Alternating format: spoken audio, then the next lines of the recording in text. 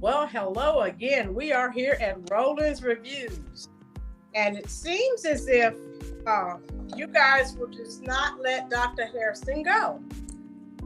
She did not know she was going to come here and be held hostage. But obviously that is the case.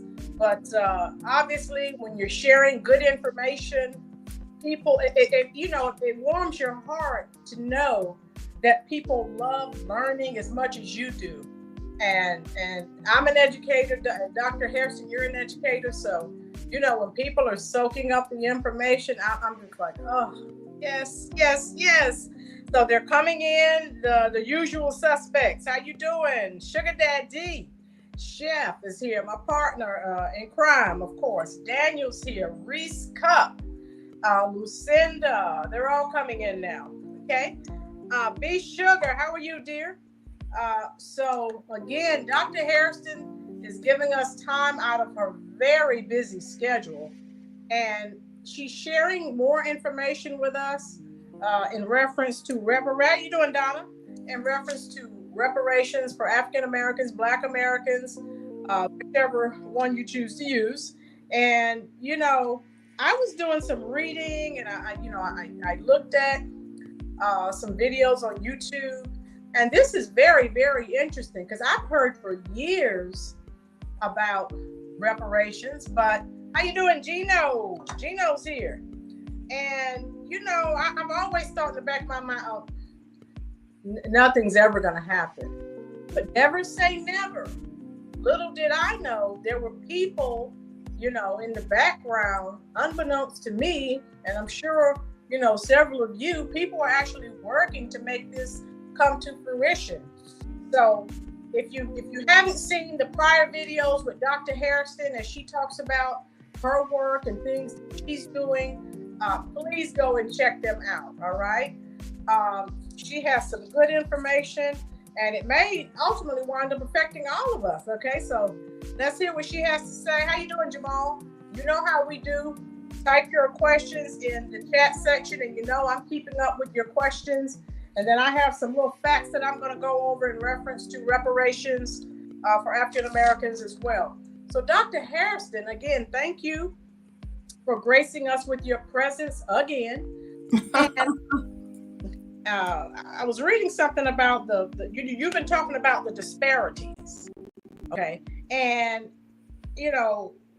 I was reading, first of all, I'm going to let you go ahead and say what you need to say. And then I have a little question for you. Yeah. Well, Lynn, I can tell you this. I can tell you right now, disparities are so apparent in this state and in this county.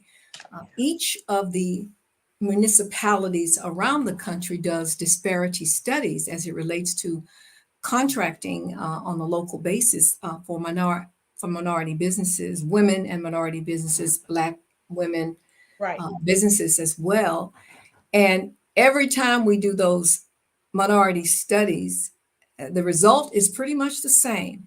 Right. The disparity exists.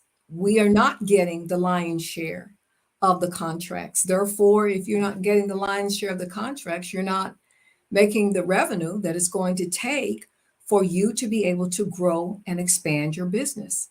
Yes, ma'am. So I'll answer that question right up front. There is a disparity. When I talk today on the statistical data that's going to support the case for reparations, I'm going to be using some examples that show you that the statistical data follows suit based on what I'm talking about, based on the work that Dr. Darity and Kristen Mullen did as it relates to from here to equality. So if you want me to start, I'll go ahead and get started. I'm going to chronicle the first part of the book. We may need more time to do the rest of it, but I'm going to chronicle the first part of the book to get us off and rolling. Okay. And then we're going to ask some questions and have some dialogue. And the great thing about it, this whole situation is history, the history that we learned in school. Much of what I'm going to communicate with you today is not in the history books. So the book that I am chronicling for you today is a book that's going to teach us our history, because if you don't know your history, you're destined to repeat it. Okay.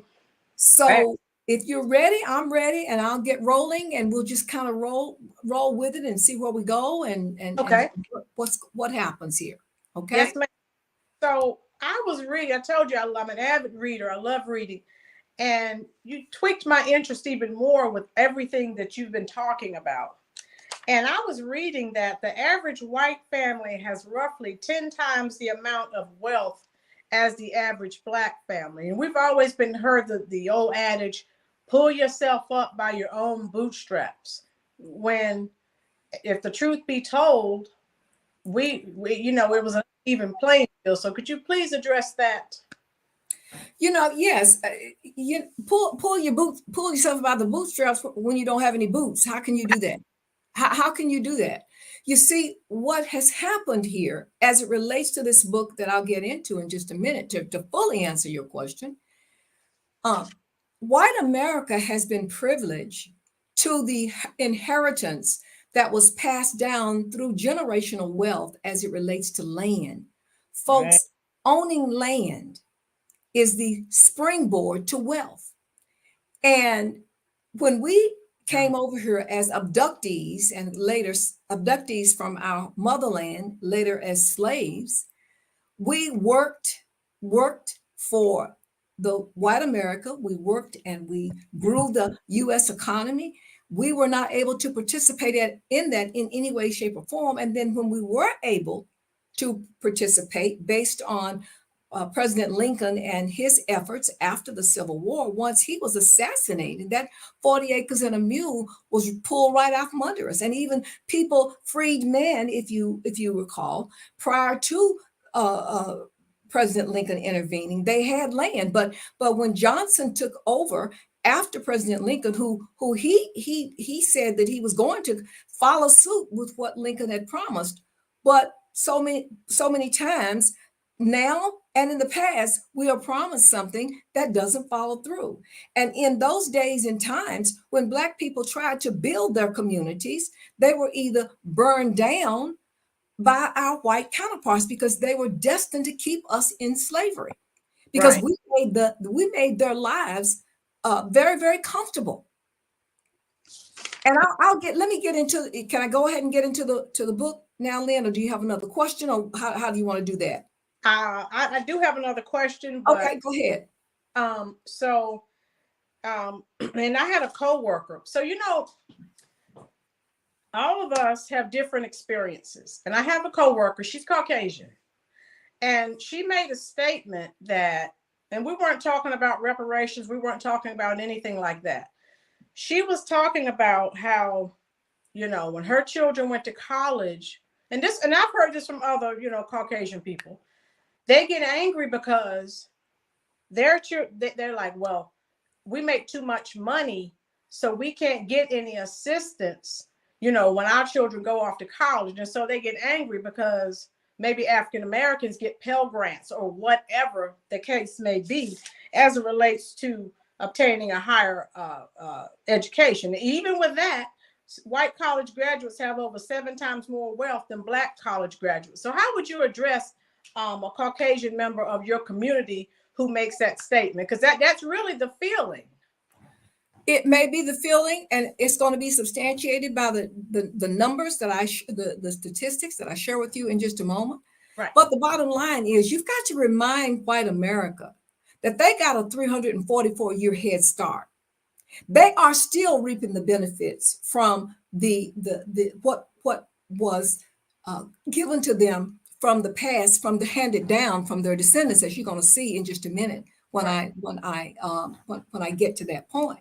Right. But the bottom line is, they already have the income based on the substantiation of what that income parameter is to send their children to school.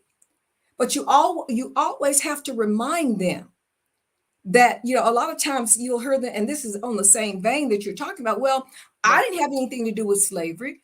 Well, you know what? You don't have any reluctance in receiving the wealth that was handed down from your 5th generation grandfather. Right. But yet you're saying that you had nothing to do with slavery.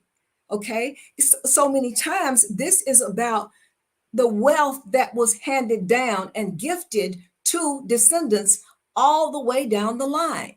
Wow. Even slaves were gifted to the descendants of Yes, slave owners they so were. that they could continue the wealth. You got to understand, land was granted to white America.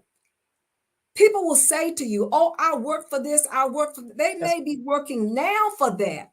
what they But did. the benefits that they received from that land was granted to them by the federal government, 5 generations down, 5 generations removed.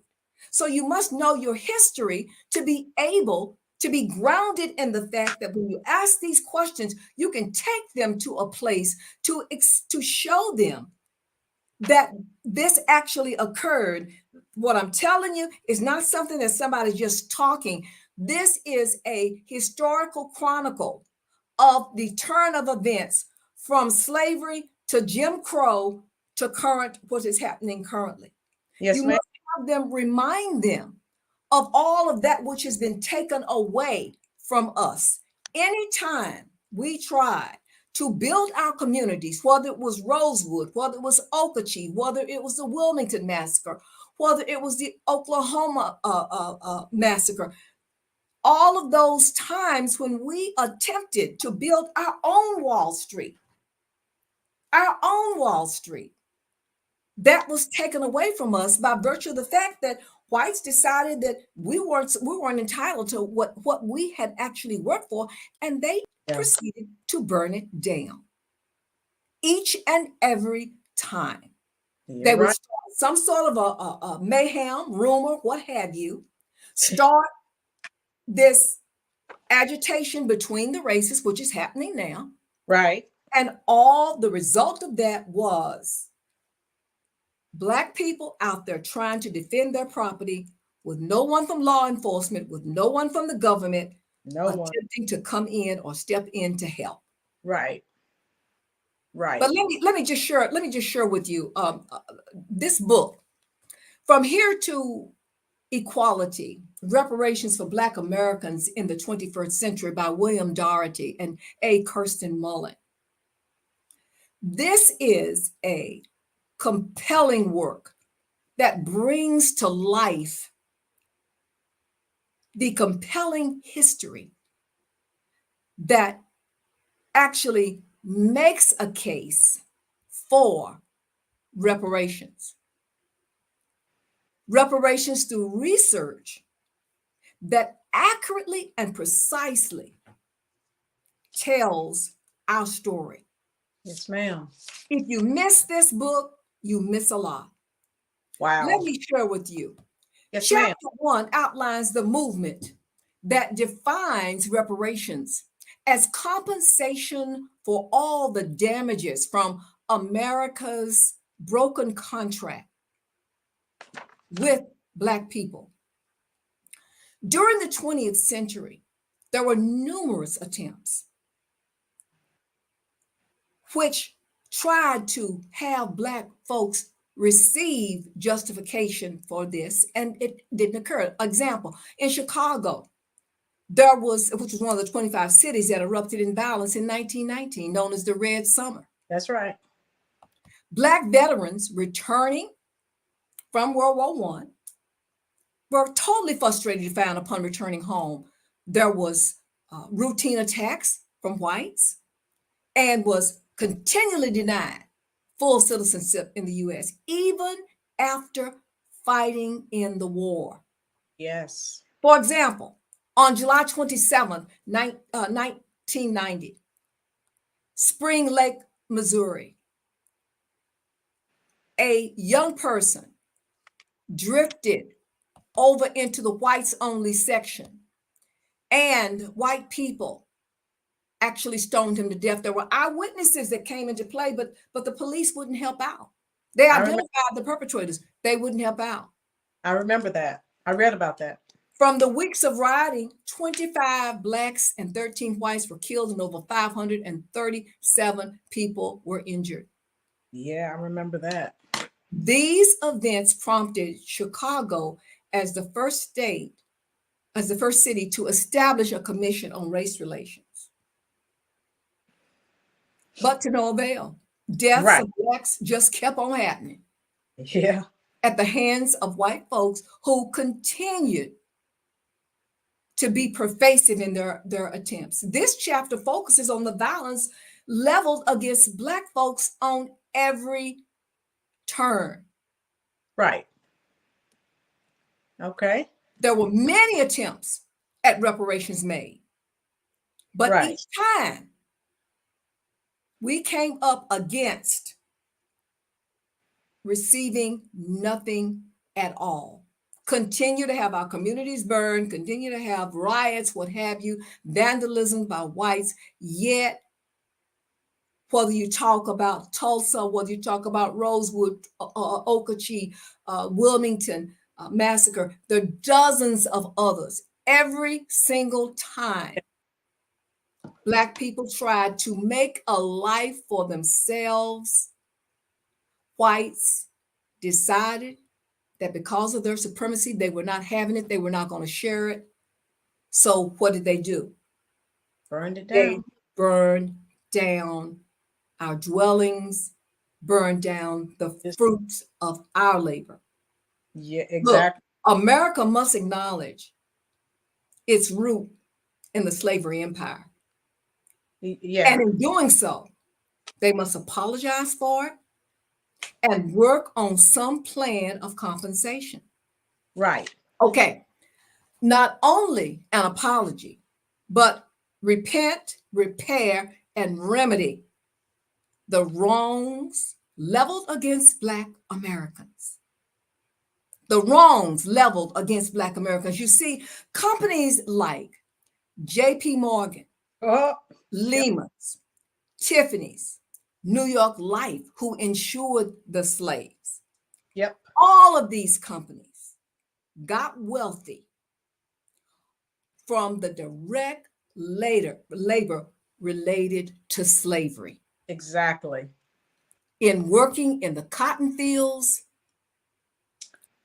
Also, as we examine this topic, events of this book will also cover, as I said, from slavery to Jim Crow to the present day activities that makes a case for reparations.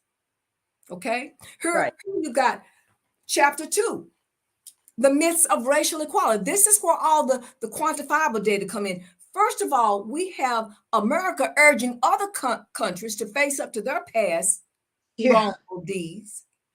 And white America here is not willing to even acknowledge its past wrongful deeds, such as crimes against humanity, slavery, lynching, restrictive covenants, mortgage discrimination. Oh, yeah. Discrimination in jobs and housing. These are the myths that take us through this process that can be proven through statistical data and research. Listen to this. Most whites believe the nation has already made all of the policy changes needed to give Blacks equal rights. I've heard that.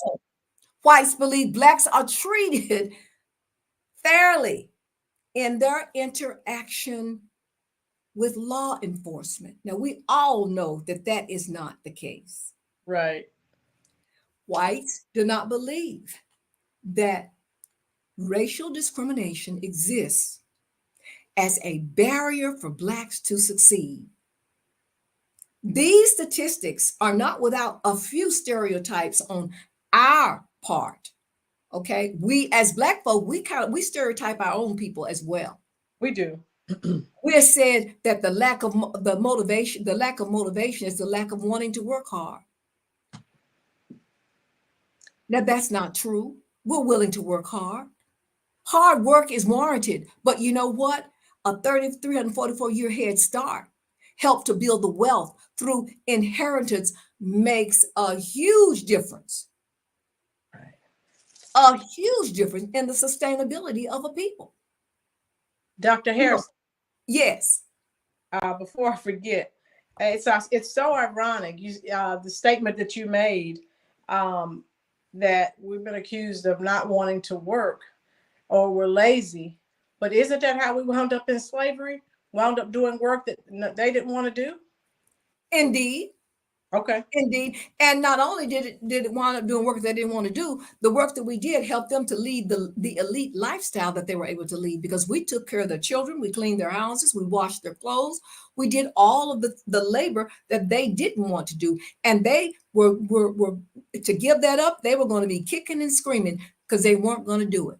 But just listen to this just for a minute. Yes, ma'am. Sometimes we say that immigrants come over here and they make it. Why can't Black people make it? Yeah. Let me introduce y'all to a new concept called model minority theory. You say that about Asian Americans, yeah. We must equate our perceived failure based on this thought. Immigrants who come to this country are Americanized or whitened at the outset. They look white. Quite simply, they look white. Because they look white, respect is justified. By virtue of the color of our skin, we're going to be treated differently.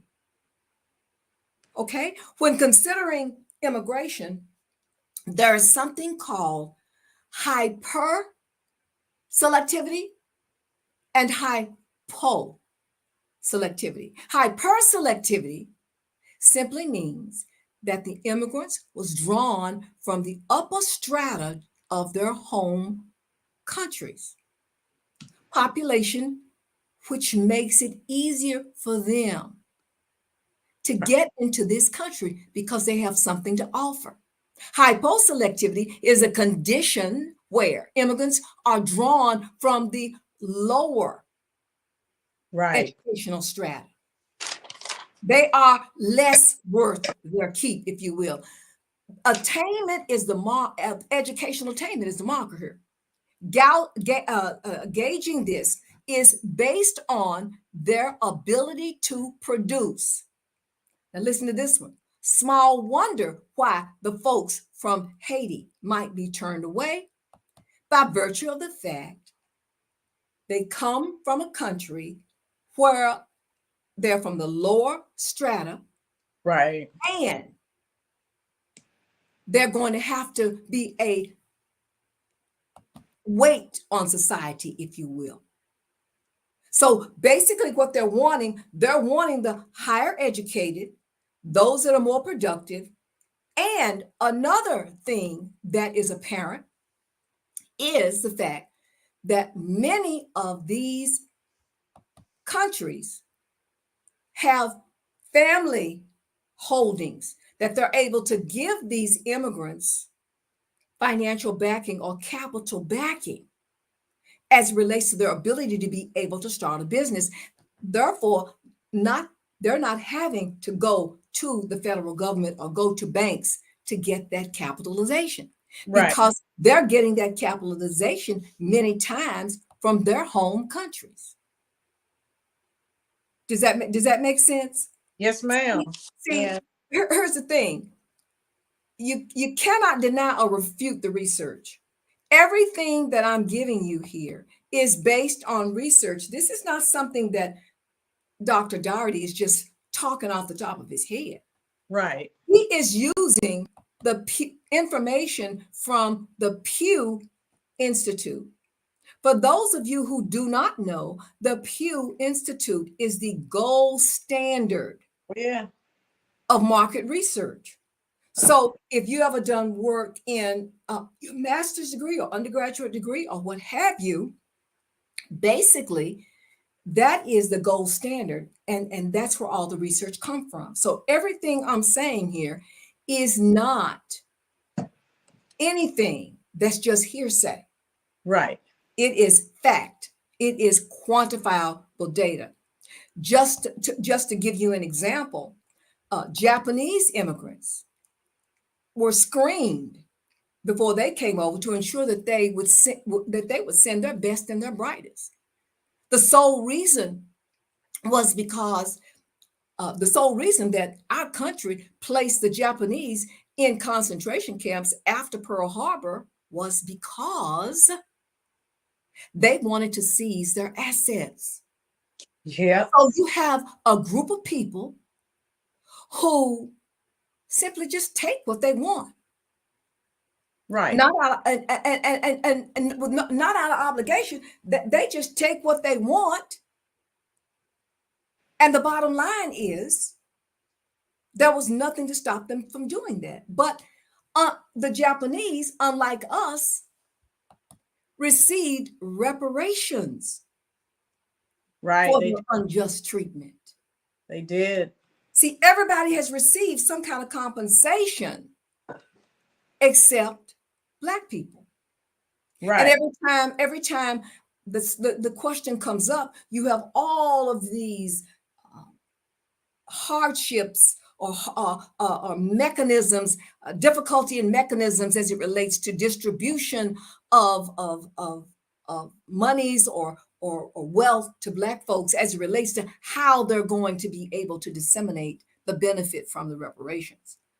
In other words, we constantly have to prove our case when literally this book proves our case. This book tells the story for us. This chapter also talks about the wealth that whites, as I said earlier, transferred to their children. Even their slaves were considered property and was transferable, much like their working animals, because they didn't consider us as humans, and other merchandise. This second chapter ends by saying today, Black, white racial disparities, and we talked about disparities, are extensive and quantifiable. The sale and forced labor of Black bodies drove the commerce of the United States from its earliest days of this nation and made possible for the world in which we live to simply thrive and to be right. The place where we live today and enjoy all of what we have today. See, back in the day, even not only did elites have slaves, non-elites had slaves. There was a time in North Carolina, I may have said this last week, that every single family had at least one slave, whether they were a non-elite family or an elite family. And Dr. Hairston, yes, you know, everything that you said, again, I'm finding out more and more and more.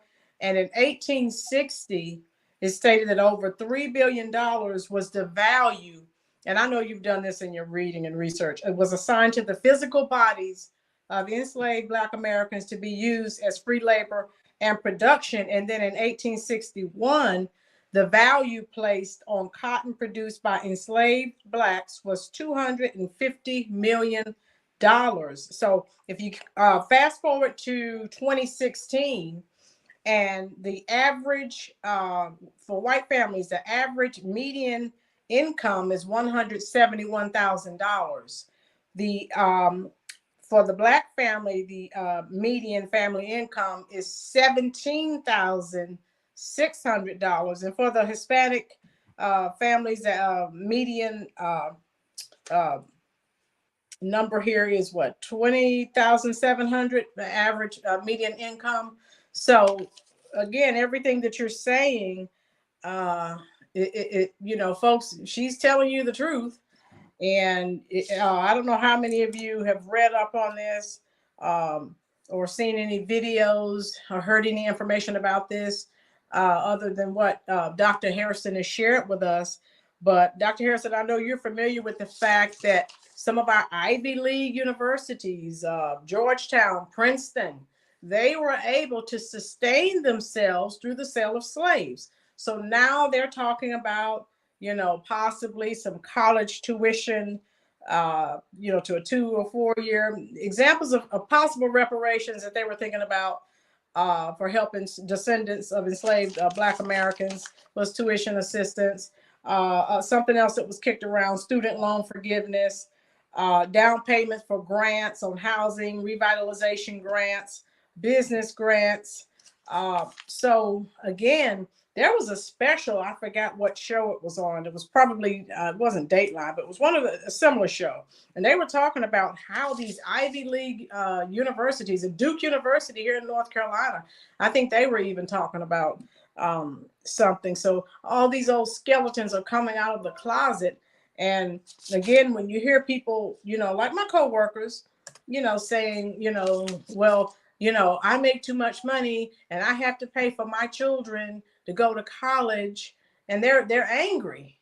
You know what I'm saying? Because they feel that if they should have to pay, everyone else should. So Well, when they can be angry if they it seems to be a trait for their anger, with all the burning and all of the rioting that occurred against Black folks. I guess that's just an extension of the anger that they showed against slaves back in the day, when they tried to at least have meager amounts of land. But the right. bottom line is, you are always going to be able to have under your belt the information that's in this book and the information that you're talking about. You need to have this stuff on the tip of your tongue. So when these people bring this nonsense to you, you're able to say to them, okay, what you are enjoying right now are the fruits of the labor of the slaves that worked for your great, great fifth generation removed grandfather. You are still receiving the benefit. You are still receiving the wealth that was handed down. You have a salary, yes, that you can utilize to send your child to school. But what about this Black person that was denied anything? They were denied land. They were denied everything. All they did was work for no pay. How would you like to work for me for no pay? Put the shoe on the other foot. What if you work for me and I didn't pay you? And I'm just supposed to accept the fact that because of my supremacy, that I have no need to pay you. So sometime, Lynn, you have to turn this thing, put the shoe, reverse this thing, and let them wear the shoe on the other foot, if you will. Because they have to be, that's why there is such reluctance for history to be uncovered by virtue of the fact of all the books that they are trying to take out of school now.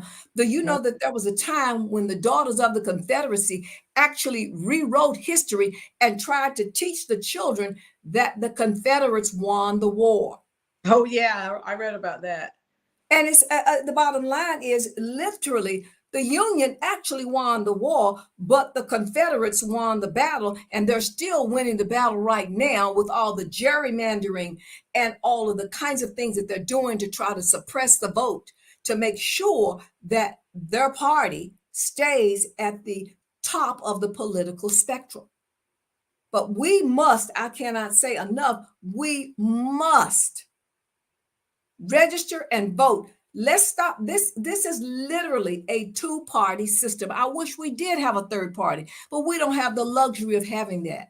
We have to go with the party that's willing to do the most, give us the most bang for our buck. And it seems like there's only one party that actually does that. There was a time when there was balance in this thing, where they would always make sure that there was balance at the table, that Black people were at the table, white people were at the table, women were at the table. There was diversity at the table all around. But now it is no intentional means to get anybody at the table except one mindset, except one thought process. And we have to be in those places and occupying those spaces where we're speaking up to the Black experience and making sure that there is a place at that table for us, making sure that when they say they're making a good faith effort, it's just not for those contracts that I talked about earlier, that they're just not checking the boxes to say that it was done, that they're actually making a good faith effort, and stop saying we couldn't find a qualified whomever. That's the biggest lie that was ever told, because there are levels of excellence and legacy and all of those kinds of things that Black people bring to the table. And I'm just chronicling a few of those things as Yes. I proceed here this afternoon.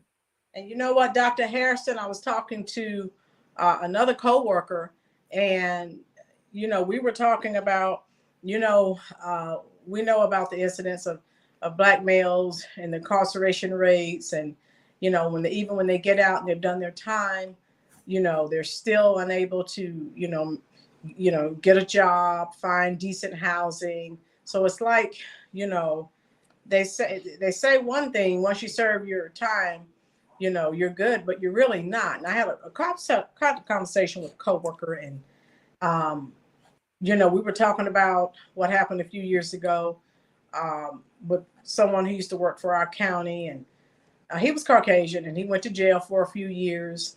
But when he got out, and see, people have to see, when he got out, he was right back on his feet, because you got to realize, there are people that he knew who were going to give him another chance. There are people that his family knows that, and that know someone in business. So we're still behind the 8 ball, if you understand. You know what I'm saying?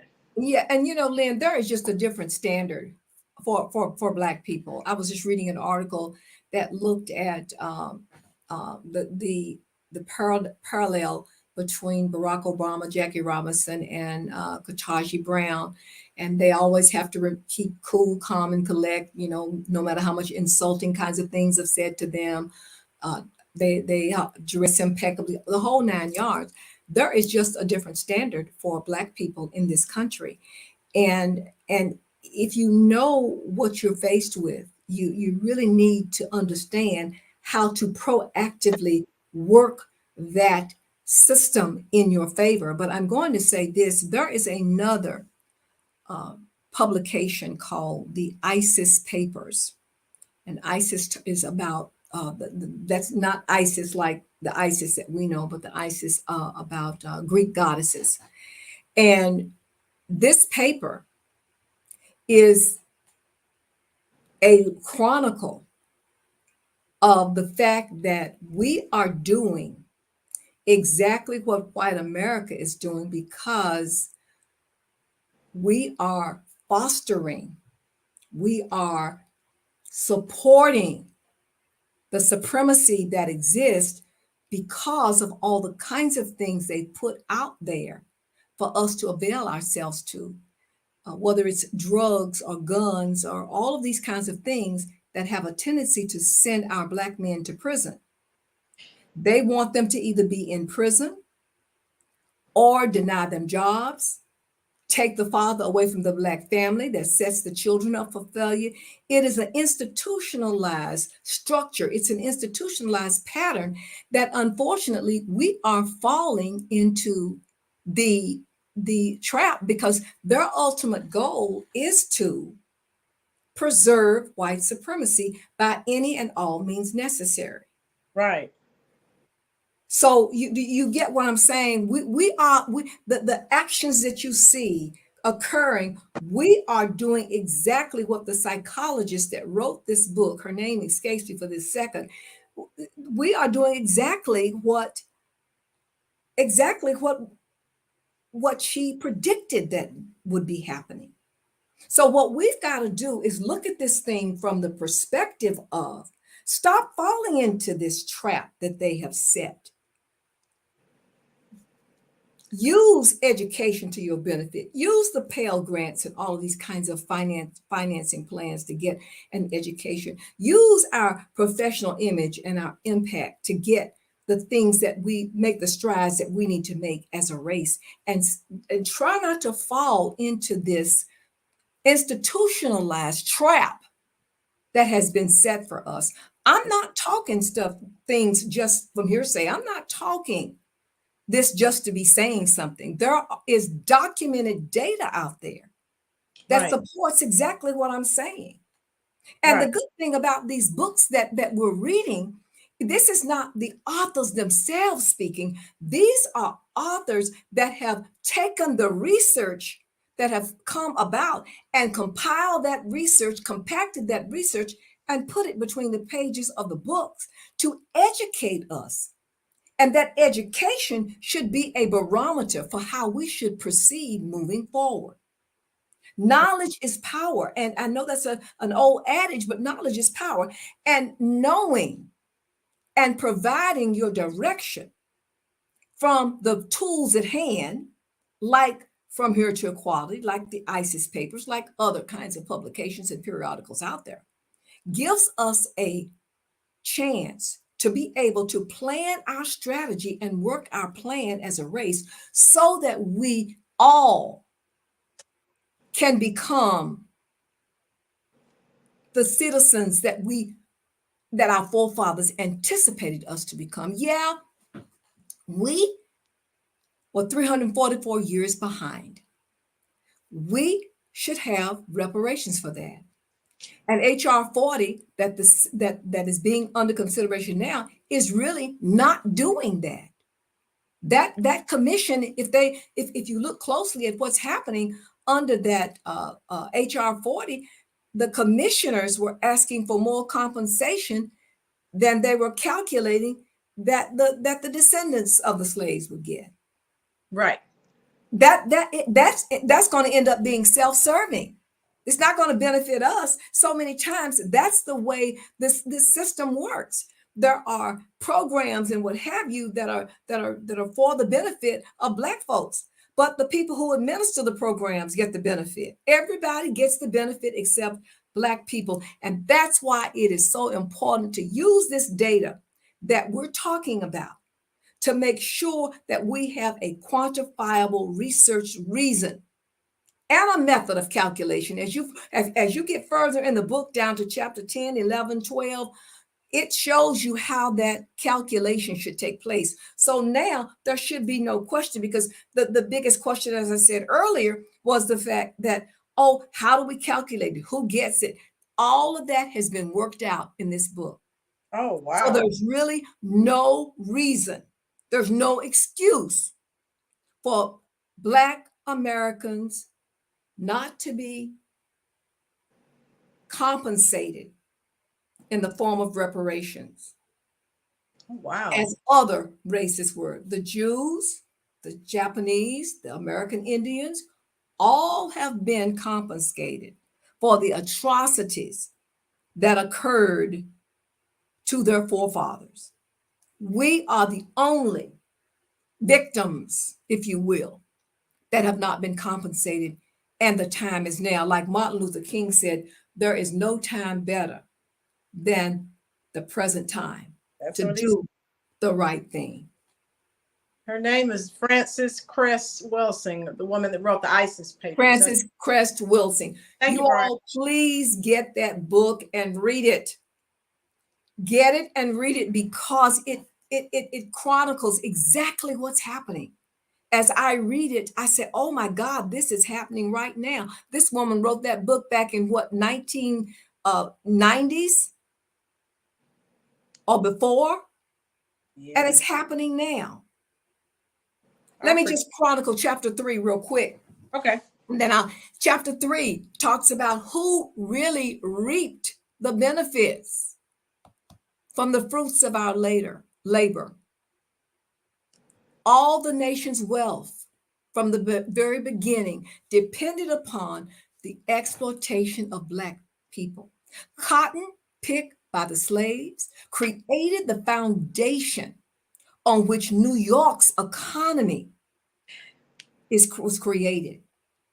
Americans benefited from unmerited privilege from institutional slavery, particularly the impact on the development of America's economy and the accumulation of wealth among white Americans. So you had elites and non-elites, together with the panoply of entitlements still present today.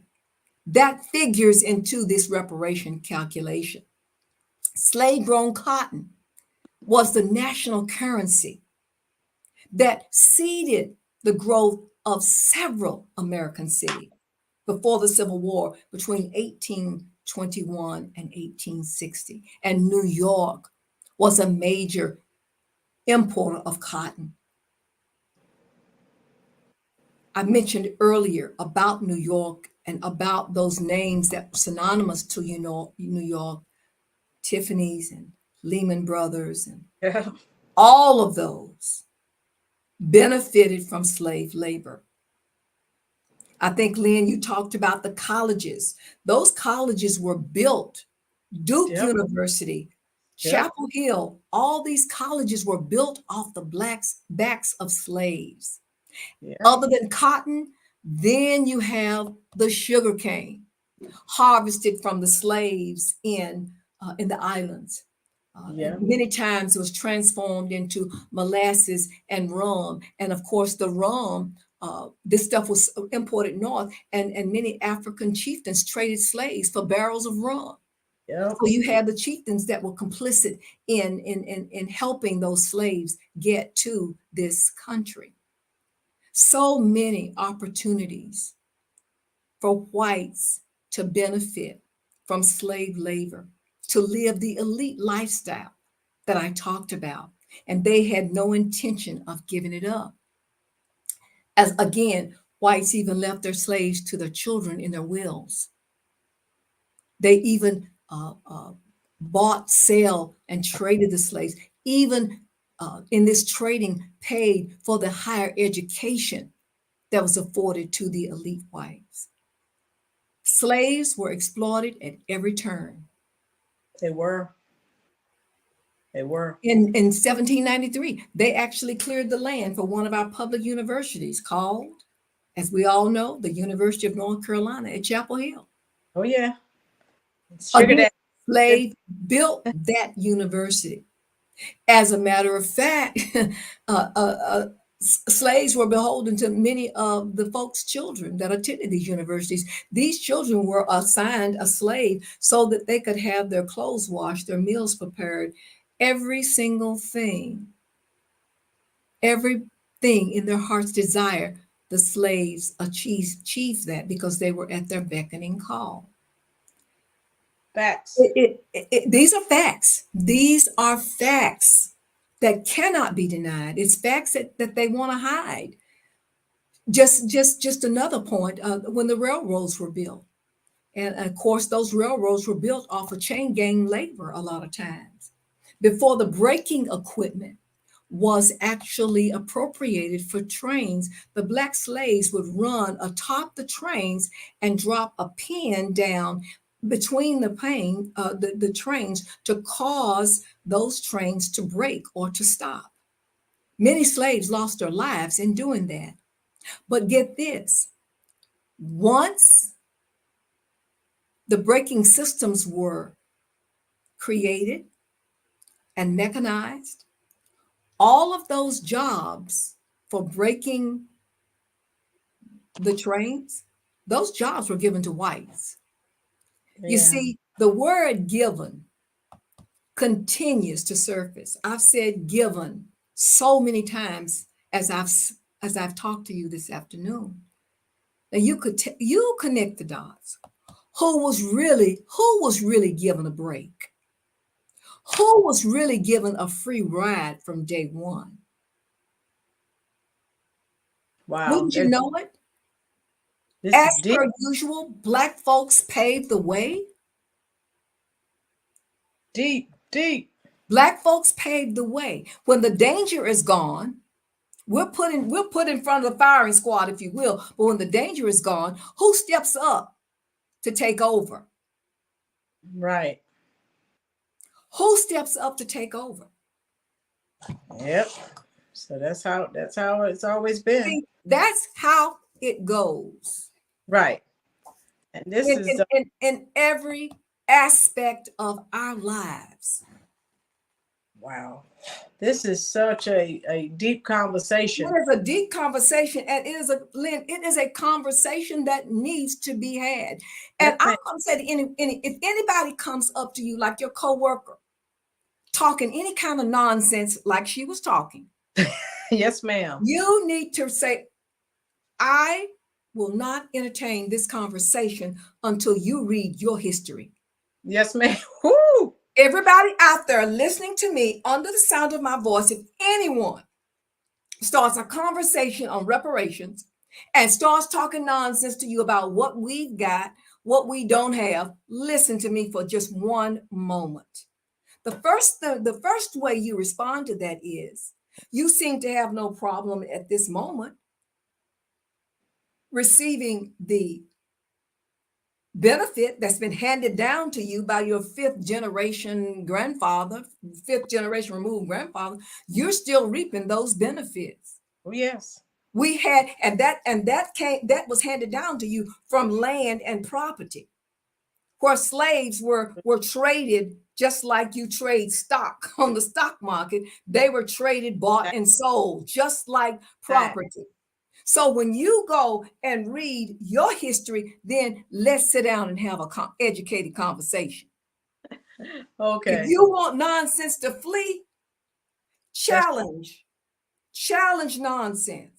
Now with data, challenge nonsense with quantifiable information from this book, and it will flee. Because if you haven't read this book, you don't know how to respond. You cannot respond until you know your history, and you've got to know your history from slavery to Jim Crow to now.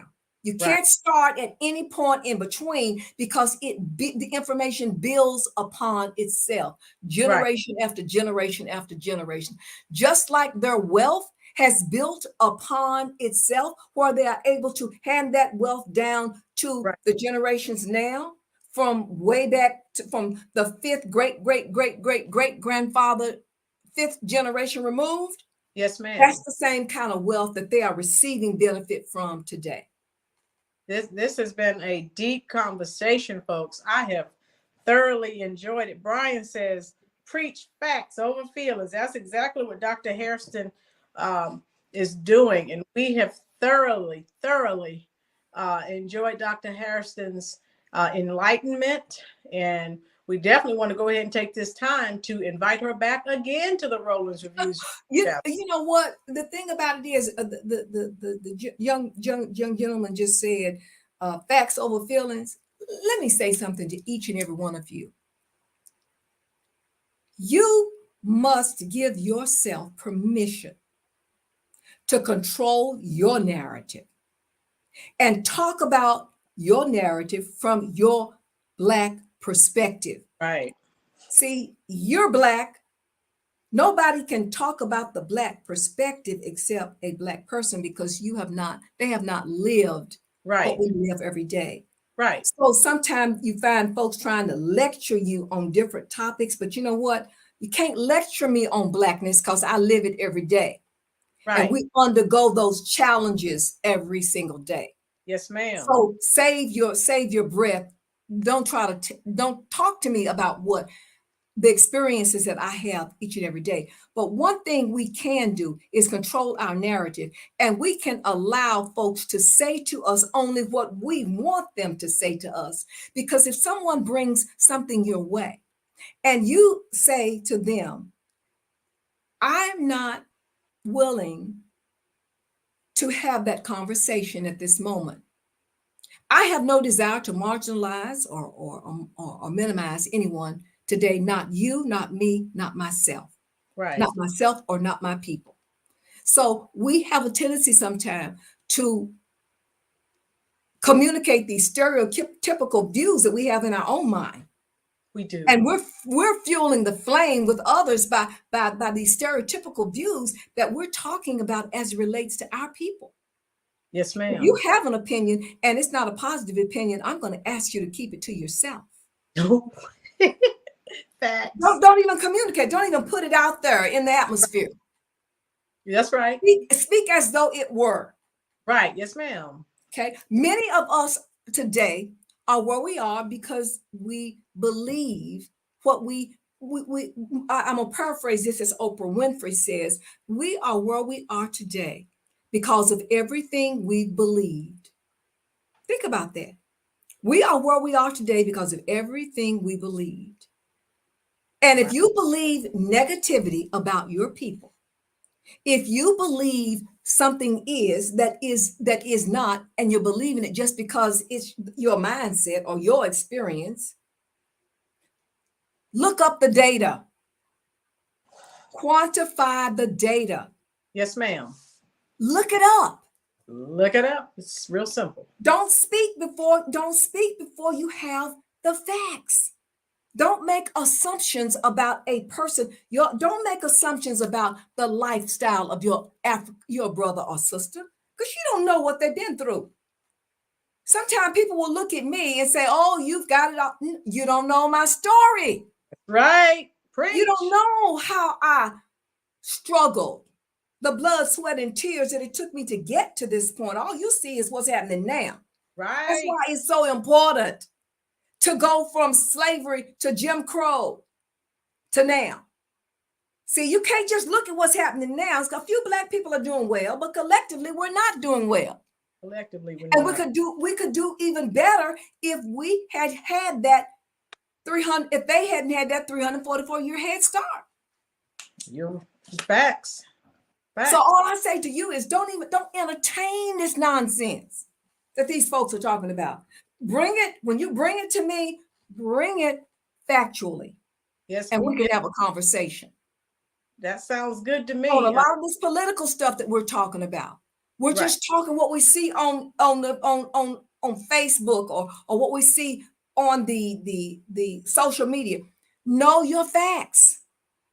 Know the political platforms of the people that you're voting for so that you can stand up and speak intelligently as it relates to that political platform. You don't have to have all this education. Just read. Just read and find the facts, and you will be able to speak those facts. And I can guarantee you one thing, you will hold more credibility when you're talking with people if you can factually back up what you're saying. Facts. She's preaching again. So Dr. Hairston, I would like to thank you again for sharing this time with us. I'll do one drawing today for people in the chat section. They were asking me if I was going to do my drawing, and I will. If you're still here, just type a hello. I have the little spinny wheel here on the phone. Folks, please hit the like button and share out this stream. We need more people to be involved and to find out, again, a little bit about history. So again, if you hear someone talking about this particular topic, you can actually contribute to it, in an intellectual manner. Okay. So let's see. Oh, hello, Being Heard Media. He said, visit a bookstore. It's not like a church. You won't burst into flame. Right, Being Heard.